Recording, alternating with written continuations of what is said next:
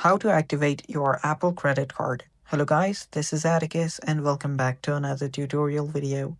In today's video, I'll teach you guys how you guys can activate your Apple credit card. So before we begin, if you're new to our channel, head down below and hit the subscribe button so you don't miss out on future videos. Now let's begin. So the first thing that you'll need to do is first get the physical card that you get on your mail. So after you've received the physical titanium card, what you'll need to do is place it right behind your iPhone, place it near your iPhone right behind it, and you should see a pop-up like this. After you see something like this, simply tap on activate. After you tap on activate, it should start activating.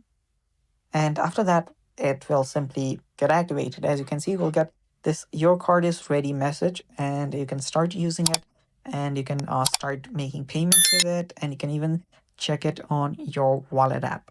And it's that simple and that easy. And that's all for today's video as well. Thanks for watching. Once again, if you're new to our channel, don't forget to hit the subscribe button and don't forget to like the video as well.